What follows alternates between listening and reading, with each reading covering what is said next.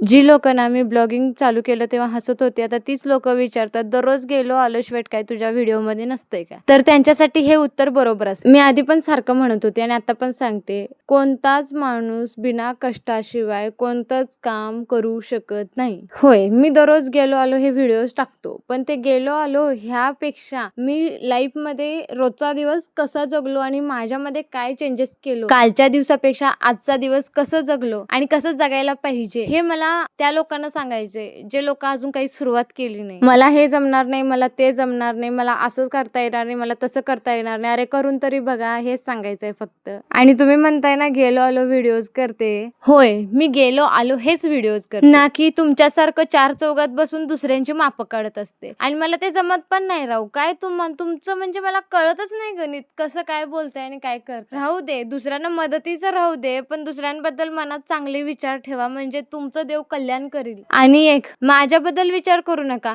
तुमच्या लाईफ मध्ये तुम्ही अजून पुढे कसं जाशील हे विचार करा, ना की दुसऱ्याला खाली कसं पडल ते हे विचार करू नका. आणि हे पण लक्षात ठेवा, तुम्ही म्हटला म्हणून मी ब्लॉगिंग सोडणार नाहीये. शेवटी एक गोष्ट लक्षात ठेवा, मी शांत आहे पण संत नाही.